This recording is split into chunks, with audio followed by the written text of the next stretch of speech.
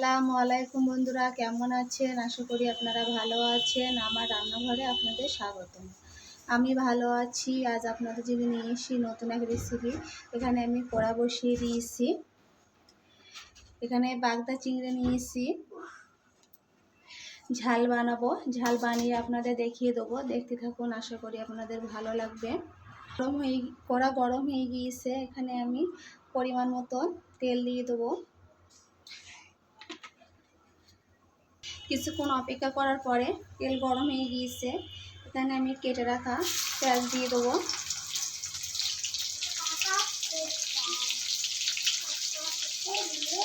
দিয়ে 2 পিস কাঁচা ঝাল দিয়ে দেবো।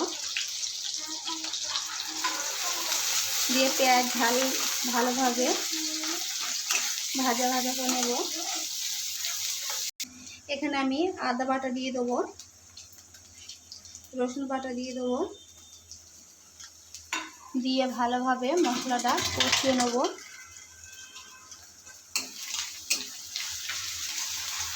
এখানে আমি মাছগুলো দিয়ে দেবো। মাছ আমি আলাদা করে ভাজা করিনি, এই তেলে ভাজা করে নেব একসাথে। দিয়ে পরিমাণ মতন লবণ দিয়ে দেবেন। এখানে আমি 1/2 চামচের কম লবণ দিয়েছি। যে সেরকম লবণ খাবেন সেরকমই লবণ দিয়ে দেবেন। এখানে আমি অল্প করে ঝালের গুঁড়ো দিয়ে দেবো। দিয়ে ভালোভাবে নেড়ে নেব মাছের সাথে।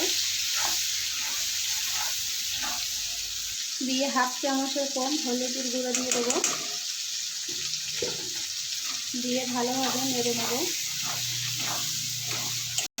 মাছটা ভালোভাবে ভাজা হয়ে গিয়েছে। এখানে আমি পরিমাণ মতন ঝোল দিয়ে দেবো।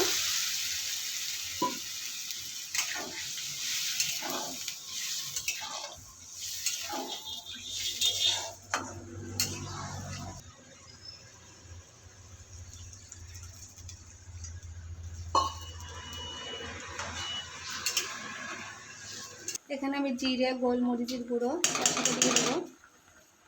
এখানে আমি একটু মিট মশলা দিয়ে দেবো। হয়ে গিয়েছে বন্ধুরা, লাভিয়ে নেব।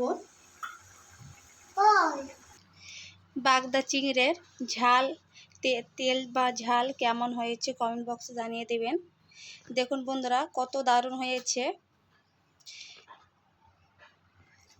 লাল লাল তেল দেখুন কত দারুণ দেখতে, সেরকম সুন্দর হয়েছে, খেতেও দুর্দান্ত হবে বন্ধুরা। এইভাবে একবার বানিয়ে দেখবেন।